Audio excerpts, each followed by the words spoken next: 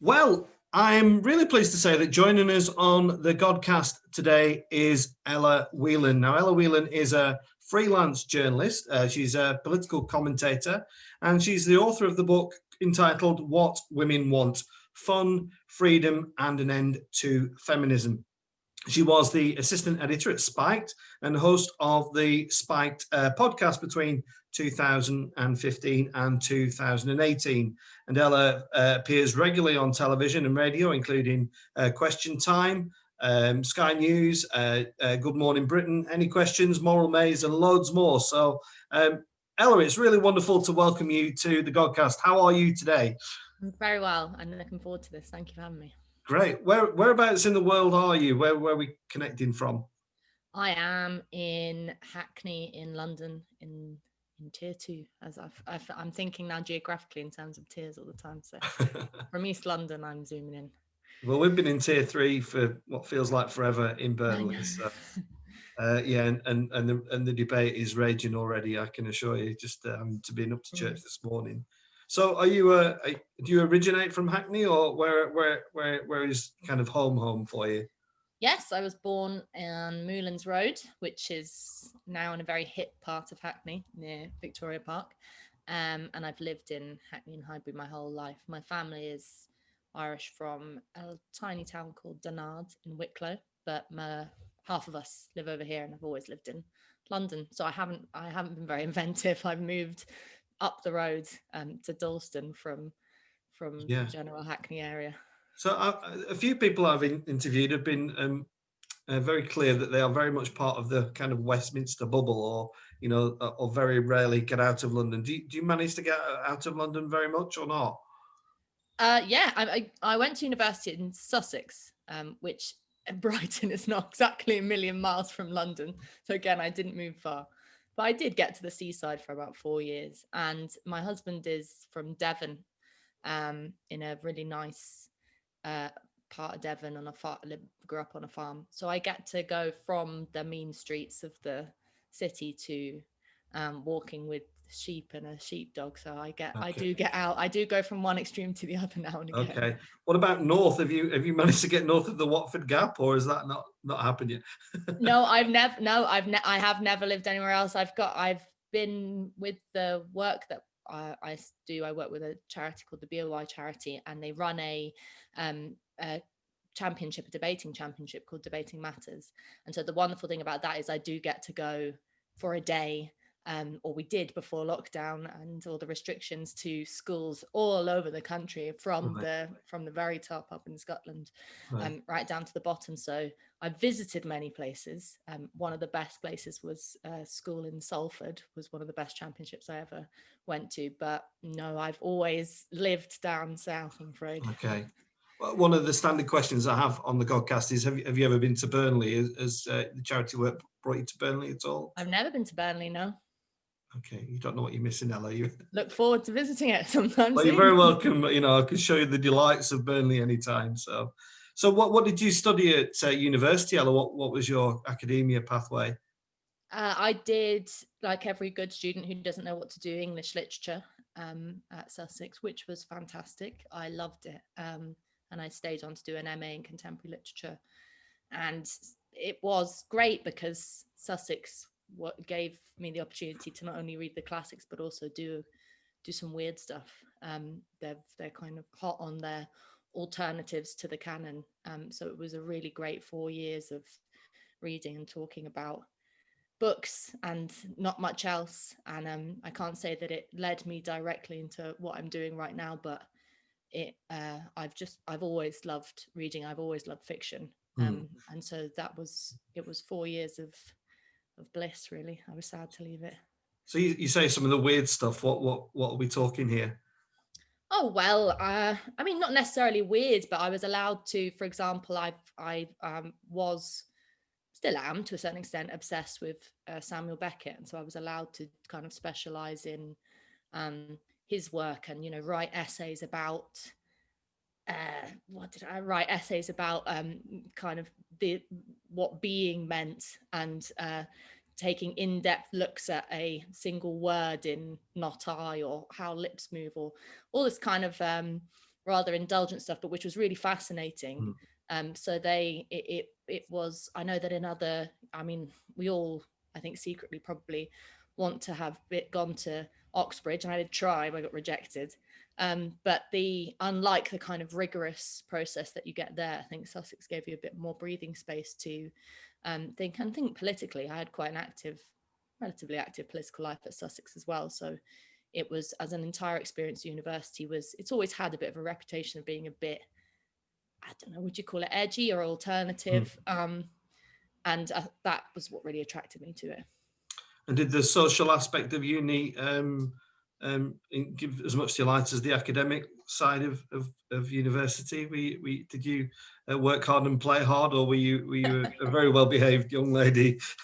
No, I wasn't. I didn't. I was quite meticulous about getting to my classes, but that was because some of the lecturers, especially in the sort of more old school, would pull you up if they hadn't seen that you were in the lecture. So it was more out of fear than a real dedication to academia. But yeah, I had the good luck to fall in with a very good crowd on my first day of university, and I stayed with the women that I lived with in first year right through, and we lived through together for the full 4 years. And I met my husband there. I met him on the first day, but we didn't get together for a while afterwards. But yeah, the thing about Sussex is it's a campus university, and coming from London, obviously I had my fill growing up of bright lights, big city, going out and all that kind of thing. And so the idea of going to a London university, while they're very good, and not having that kind of bubble effect, if you like, of campus, didn't really, I thought, I don't want an anonymous experience. I want to get together. And when we were in Sussex, we lived in first year the now bulldozed and non-existent housing called East Slope, which was built by the workers who built the university to live while they were building the university. So you can imagine what state they were in. They were very old, falling down, but full of charm. So it was like living in a mini village for the first year of university. So it was the full Sussex hippie experience. Very good. Sounds good. So now you did mention before you agreed to do the interview that when I mentioned faith matters, you did say that you were a bit of a relapsed Catholic, but I've interviewed a few Roman Catholics now, and I've decided that you're like the malware virus in a computer. You just can't shake it off. I think so. So is that fair to say, Ella? Is there still a bit of Roman Catholicism in your very being somewhere, would you say, or am I completely wrong? I remember reading Brideshead Revisited at school, and which I didn't think was that great a book, in all honesty. But the one thing that always stuck with me, I remember, was this line. I can't remember who says it. It talks about faith, Catholicism particularly, as and his faith as a twitch upon a thread. You know, something that he, even if he completely rejected the idea of it logically and consciously and all the rest of it, that there was still something in him that pulled him back to it. And I think that my relationship with religion is tied up in my family relationships, because coming from an Irish Catholic family, there is an understanding that lots of us in our family who might not go to mass, or who might not actively believe anymore, enjoy going to the odd service when we go back home to Ireland to see my grandmother, who I think still take pleasure in some of the things that we learn from that particular schooling and faith when we grew up, because I went and did my Holy Communion, I was confirmed, I did the whole shebang. And so I no, I don't believe any longer, and no, I don't go to mass, and I don't pray or anything like that. And my politics, most importantly, is really what has changed my mind about religion. But I look on it very fondly, and maybe you could say maybe it's living in bad faith that I kind of dip in here and there. But I don't see it necessarily just as something that's like malware virus I can't shake. I look on it much more fondly, and I think the possibility? I'm glad I went through it, basically. I'm glad that I was raised like that. You think there's the possibility that you may return to it at some point in your life, or is it kind of a chapter that's closed now? It's funny, it's one of those things where because my partner is grew up in the Church of England, and maybe it's also because of the particulars of my Irish Catholic background.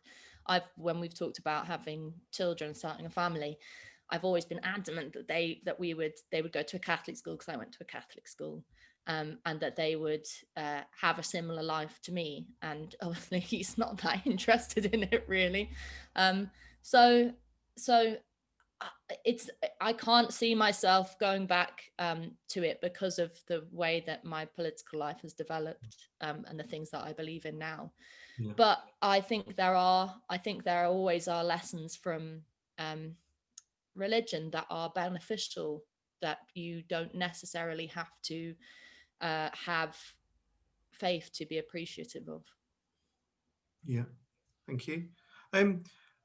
So you said a few moments ago that university wasn't wasn't the route to what you do now. So what was your route, Ella? What kind of happened that thought, right, this is the road I want to go down? Well, I didn't ever want to be a journalist. Even though I've just gone on about how great I thought university was, by the end of 4 years, I was sick of writing, and I didn't know what I wanted to do. I wanted to do something completely different. I've thought about becoming a teacher, which is something I've still do. I want to do at some point in my life.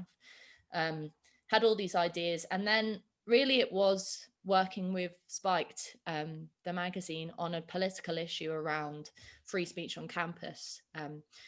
Tom Slater, who's now the deputy editor at Spiked, and some of the other members of the team came to Sussex University, and I helped them organise a debate about no platforming speakers on campus, because at Sussex at the time there was a lot of debate about whether or not there should be a policy of no platform. There was a lot of fuss about different speakers coming, and there was a growing trend of censorship at the university, and I thought that was wrong, and Spike thought that was wrong.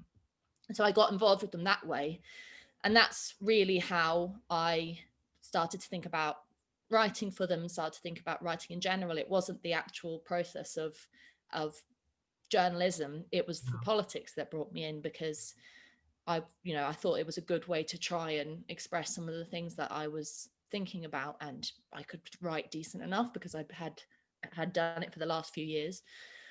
So yeah, it was really through Spiked. I didn't decide to try and become a journalist. It was Spiked that pulled me in there, and the strength of the kind of very exciting politics that they were putting out. Yeah.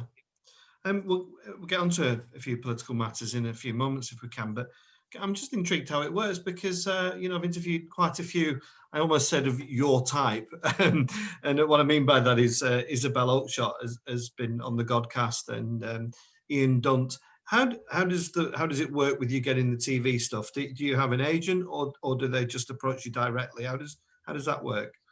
I think both Oakeshott and Dunt would be horrified that you consider me of their type.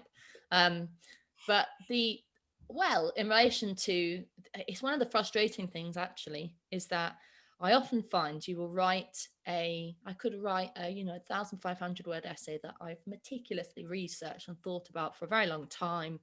And it's I think it's this masterpiece, and I put it out there. And people might write it, but no one really cares. And I spend 20 seconds firing off a tweet about something that's irritated me on the television, and the phone's ringing off the hook of people trying to get you on.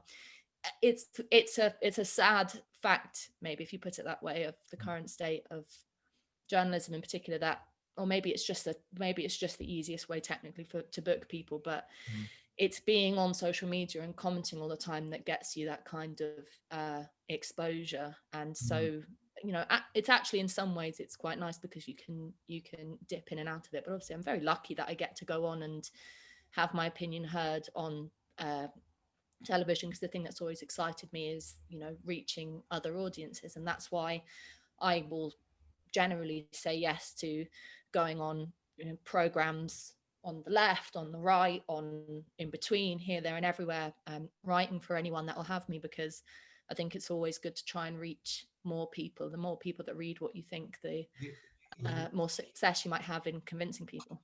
Yeah, I think that's becoming kind of a living reality for myself with this Godcast.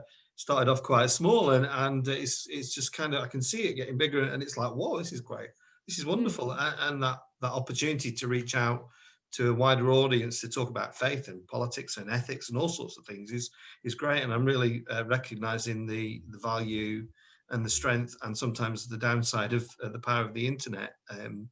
If we could just move on to a couple of political things, Ella. I did look back at a few of your articles. I don't know whether that's a good thing or a bad thing, but I read one going back to the summer and just on the subject of the White Lives Matter flag that was flown over the Etihad Stadium in Manchester. And obviously I'm from Burnley, so that became a huge thing in the town and also nationwide.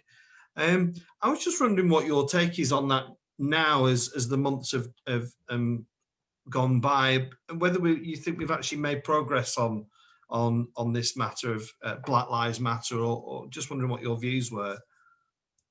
It's one of those things. It's when the news broke that George Floyd had been killed by police in America, I was very inspired and wanted to be in solidarity with the protests that were taking place, because I think it's not the right word to use, but it was a wonderful thing that so many people were so angry and related to the death of one man. It just kind of encapsulated why things like this were wrong, that it was one man, and that people understood the racism behind that. And so I went on some of the original protests when they first were kind of spontaneously happening, and there was a very exciting atmosphere, particularly the one in Parliament Square. There was just seas of young people, and there was kind of speeches happening there, there was just politics was in the air, and there was something.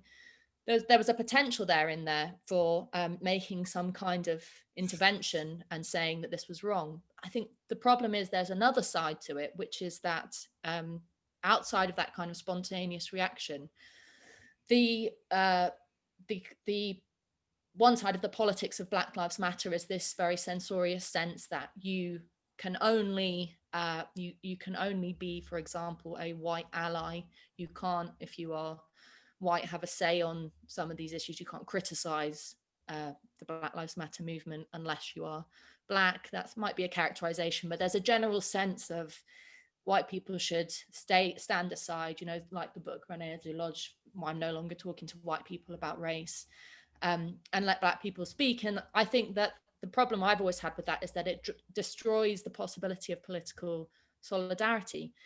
And there are some things about the Black Lives Matter movement that I just simply don't agree with. So I don't agree with the idea of white privilege. I find it quite absurd that we've ended up talking about the privilege of white people rather than the oppression of Black people. That's kind of turned around in a way that I don't think makes any kind of political sense.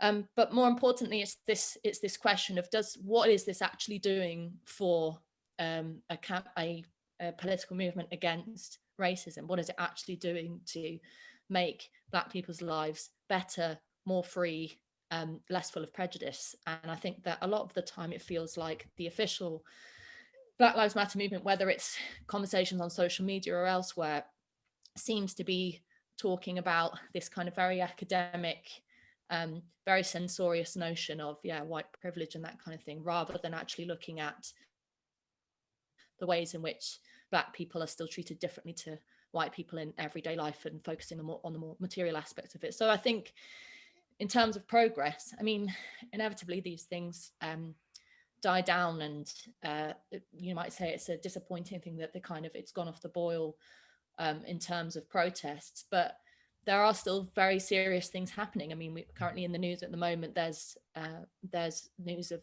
the Home Office attempting to deport a plane full of Jamaicans, and there's still not just hangovers, but there's still actions being taken under the concept of the hostile environment in relation to not just the Windrush scandal, but general policies that the Home Office has in relation to immigration that you can outright say is racist. So it's not over just because people have stopped talking about it. But I think I'd be much more open to a politics that talks about freedom and inclusive universalist approach against racism, rather than this sort of, it's almost kind of student politicsy trend that Black Lives Matter as a kind of official thing tends to take.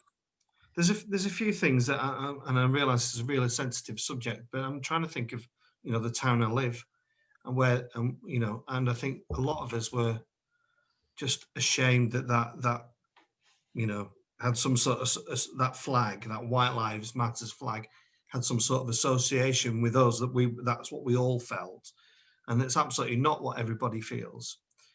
But I would say there's quite a lot of people in Burnley that do feel that there's you know, at the election, Tommy Robinson was up on the estates, and people turned out in good numbers to go and listen to him speak, and that I wonder why that is. What do you think the disconnect is for those people, Ella? Well, it's not a mystery to me, because I think the especially the issue of Tommy Robinson, you have someone who has made his career out of the fact that he is this kind of person that the liberal elite are terrified of, who they keep trying to cancel me, he says, you know, they keep trying to silence me. Most of his celebrity is about the idea that he is a thorn in the side of what Guardian readers. And the problem is, people do keep trying to silence him and do keep trying to censor him. And so he has a point. And so that part, you know, part of what I've always said is, let idiots like Tommy Robinson, or whether it's Alex Jones in the US, sound off all they like. It really doesn't take long to pick apart their arguments. And so, you know, the idea of that Tommy Robinson has the interests of you know, the Burnley working class or wherever it is at heart, and that this isn't just a kind of celebrity campaign for him, is a bit ridiculous. I mean, that it doesn't take long to show why his views on Muslims are prejudiced. It doesn't take long to show why his, you know, views on women are backward. You know, he's not a politically interesting guy, but the thing is that people keep trying to silence him, and that's what makes him interesting. But on the White Lives Matter banner, I think it is worth taking a minute to think about these things, and as you say, try and understand what's going on there. Because this is part of the thing. There's nothing brilliant about saying White Lives Matter, because this is part of my problem with the Black Lives Matter slogan.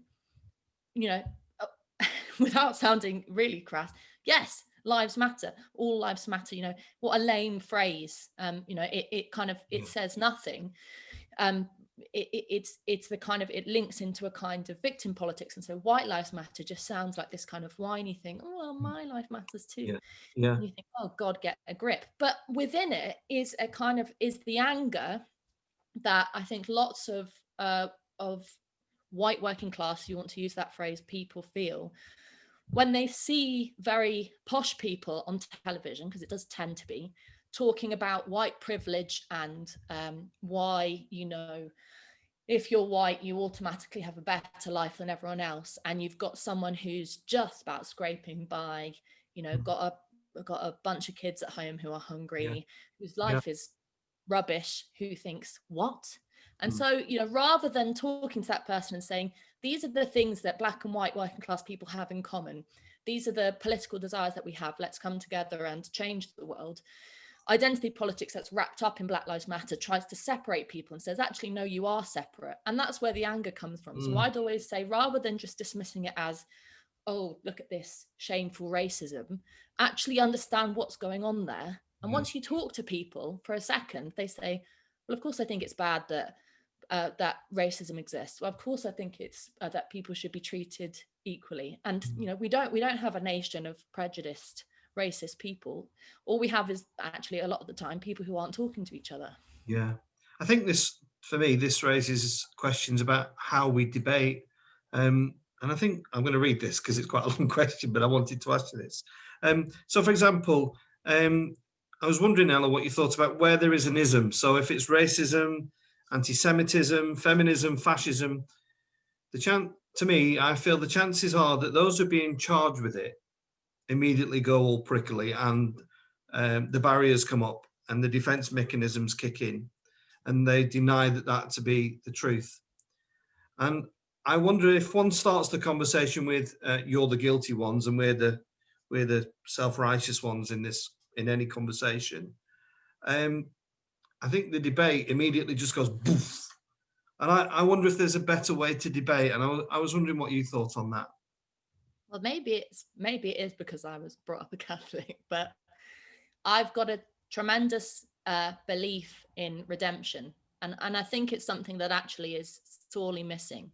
You know, I've always believed that no matter how far gone someone is, you should always have just the door open, just a chink for the possibility of them to change. Even the most heinous person, I think, has the potential to change, and that's because I have a spiked slogan is humanity is underrated, and I have a real belief in the good of humanity and human beings. And so then I think that, you know, if someone comes at you and says, I believe that I believe in the blood libel about Jews and they run the world and they, you know, eat their babies and the Holocaust wasn't real, you might think, okay, there's not enough time in the day for me to deal with you because you are so mad and prejudiced and racist. Move along. You know, and I'm not saying that we should, as a kind of project, feel the necessity to take on every nutter.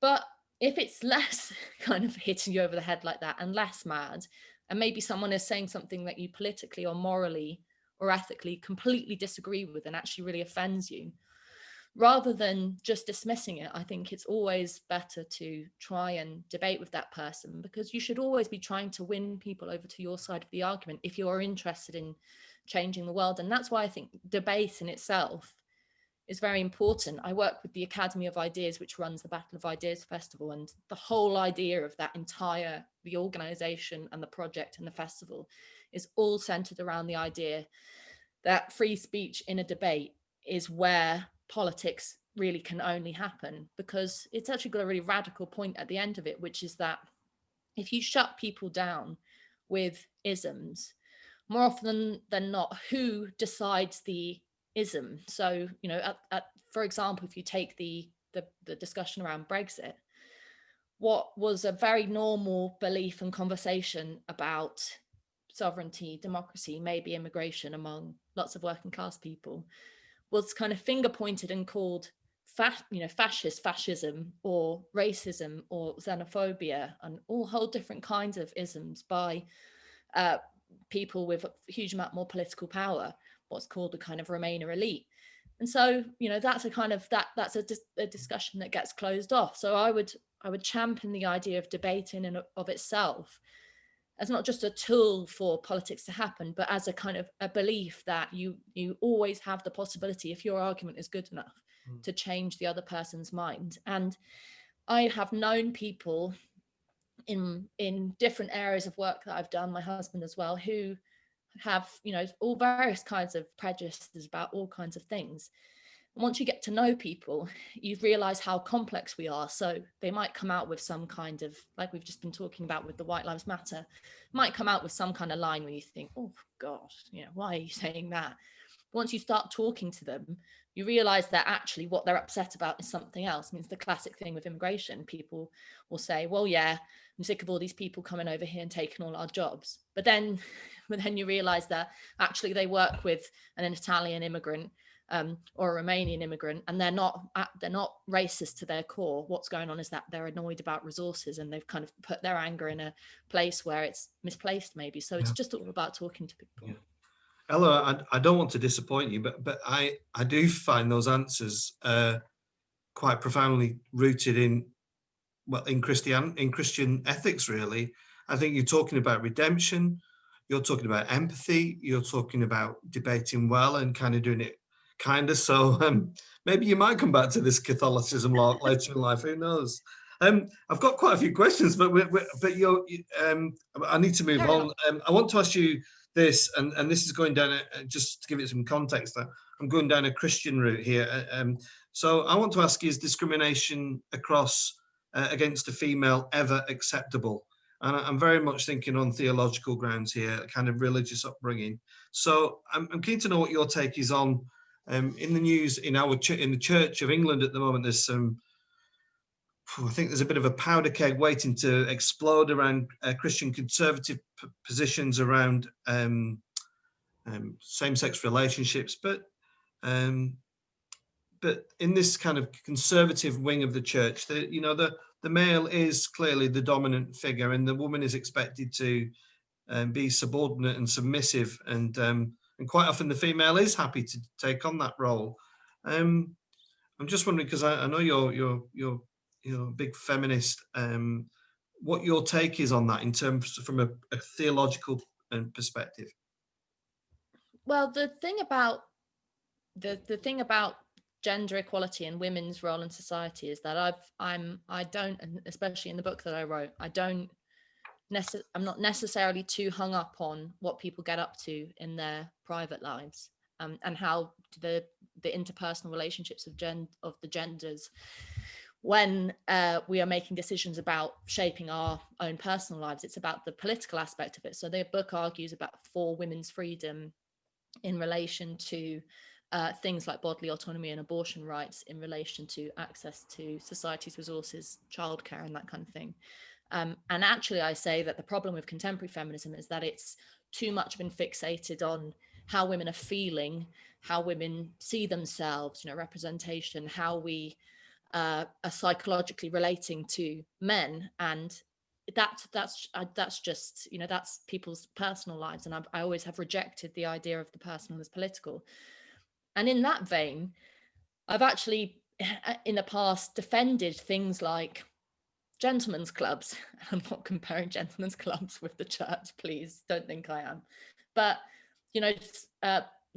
roles and places and spaces in society where there might be, if you want to put it that way, discrimination against one gender, whether it be the women's ponds in Hampstead Heath, whether it be a male only prayer group at church, whatever it is. I think that the problem is we have become so fixated on policing people's personal relationships with each other that you get hung up on these kinds of things. I think that if it was the case that women were being en masse blocked from certain areas of society that was holding them back, then you would argue against that. And that's why women argue to break into the workplace. That's why women argue to break into universities, all the progress that's happened over the years.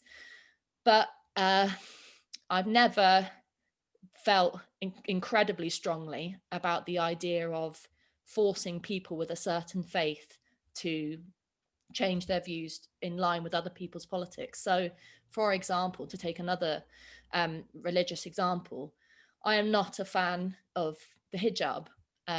Politically, I don't think it's a great thing. I don't understand the concept of hiding a woman away, all those kinds of things.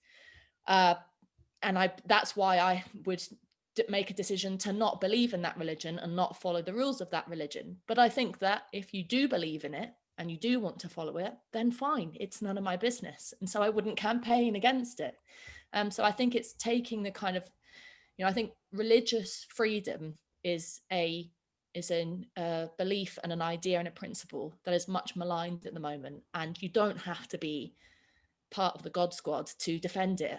Actually, it's just a sense of, well, living in a liberal society, living in a tolerant society means that you're tolerant of other people's views, even if you completely disagree with them. Yeah, thank you. I just want to move on because I've got another kind of big beefy one, just to keep the topic nice and light. Ella, I'd like to talk about abortion now.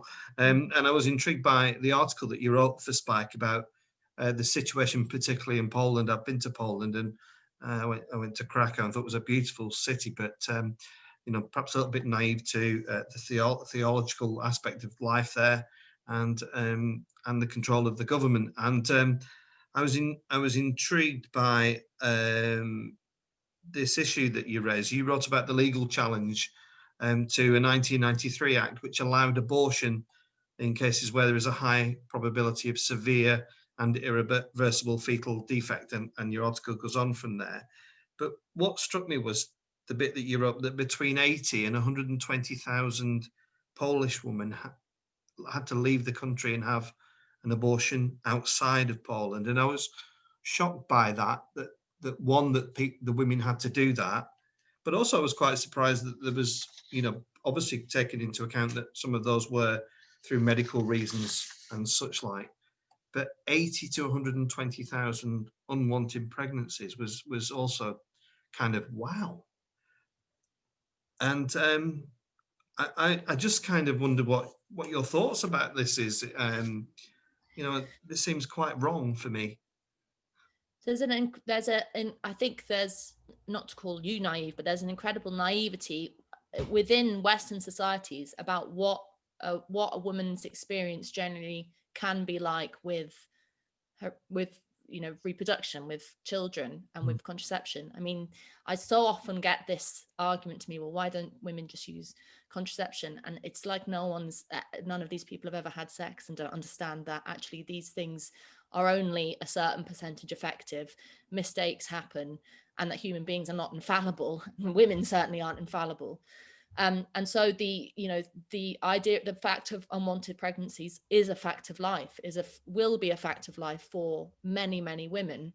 And I think that it's fundamentally wrong that we are denied the ability to make choices about those mistakes, if you want to call it that, or decisions in our life that we want to change, that the state holds the power of what happens with, and holds the power of deciding what happens with our bodies, and that we don't. And obviously men don't have that, because men don't have babies and they don't have wombs, but because there's not the kind of political desire to control men's bodies either. And so that's why I am for, in principle, the decriminalization of abortion completely, so that the decision is made safely between a woman and her doctor, and nobody else.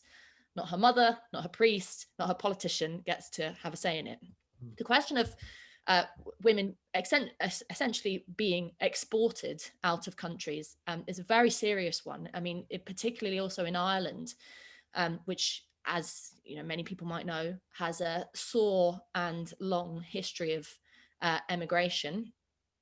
And the shameful fact is that women are still having to, even now after the law change, are still having to leave Ireland, not quite under blankets as they would have done in the 50s and 60s, but are largely in secrecy, to go and access abortion services in the UK. There are wonderful women's organizations that literally run ships that sail to give people medical attention that they need. And all of this points to the fact that it's what's quite clearly happening is, in these countries, women are not being able to get the medical resources and the medical care that they need. Poland is a very interesting example because it's tied up with a question of democracy, because what's happening there is political changes that on the one hand often don't happen without a vote. So, as I wrote in that article, the nature of the way in which these changes are being instituted in the law is dubious, because some of the judges were politically appointed and all that kind of thing. But also these are changes that have to be won on a political ground. That's why I think, in order to change the law, for example, in the UK, potentially we need the same as in Ireland, a referendum, some kind of public debate about this, because these changes have to be a political decision and a political question posed to people. Yeah, thank you, Ella.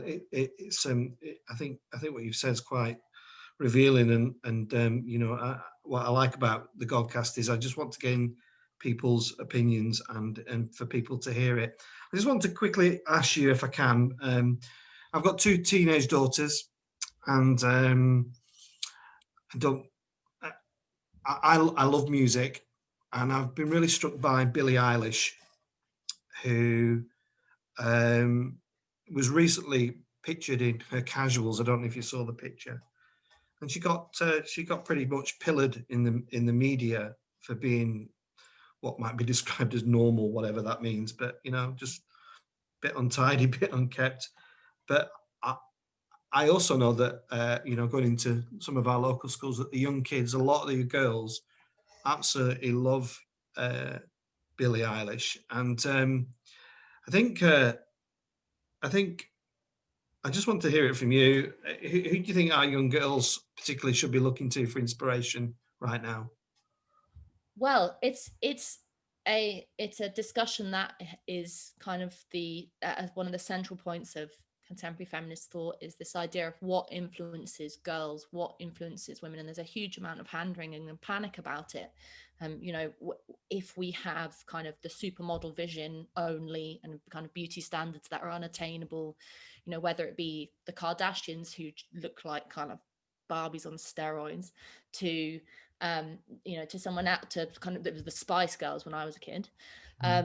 What does that do to young girls' mental health? What does it do to their sense of themselves?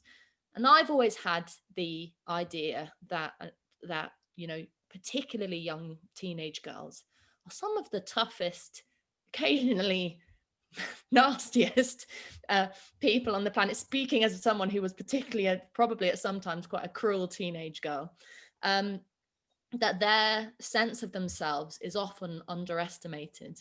And the exciting thing about someone like Billie Eilish, who, you know, is a beautiful singer, first and foremost, but also has taken this position where she's rejecting all of this stuff, and she isn't making a big political point about it. She looks a bit like me. She's kind of a normal sized young woman, isn't tiny, isn't, you know, doesn't wear loads of makeup, all that kind of thing. Is that she just says, leave me alone. I'm a singer, leave me alone. You're not going to snap me in my bikini. I'm not going to post things like that. She likes wearing these big baggy jerseys. And she just says, leave me alone. And it's quite refreshing. But I think that most girls do feel like that. Yes, we might put on the slap when we're going out. Yes, we might fuss about our outfits. And I'm sure, you know, you've heard all of that from your teenage girls, and feel insecure sometimes and all that kind of thing. But generally, I think that if you give girls the sense that they can do anything in life, if you put forward a positive view of the world and say, go get it, which I think the sad fact is contemporary feminism a lot of the time at the moment says, the world is terrifying. The world is full of dangers. You should always be looking over your shoulder. You should always be ready for the fact that you're going to be discriminated against, instead of saying, go out there and don't let anyone get in your way. I think girls then start to take that in mind and think, oh well, maybe life is going to be too difficult to me. Yeah. And I'm very lucky in that I always had people who said, what do you mean you're not good enough? Go out and prove that people are. That prove to people that you are good enough. And I think maintaining that positive aspect of role models. A role model is good if they do what they want to do without anyone else getting in their way. And perhaps in that way, Billie Eilish is a good role model. Yeah. Ella, it's been great talking to you. I think my dog's let me know the postman's at the door. But this, you know, it's not the BBC. This is a very real Godcast podcast. And I just want to thank you for your time. It's been really great. I've really enjoyed listening to you. And I wish you all the very best as you progress through your career. And remember, if you're ever up this way and you fancy a brew in Burnley, just give us a shout, and I'll take you up on that. Yeah, I'll get the kettle on. So just to thank you very much, and guide people to thegodcast.co.uk to watch any more interviews. But for now, Ella, thanks for your time. Thank you very much. Thank you. Thanks.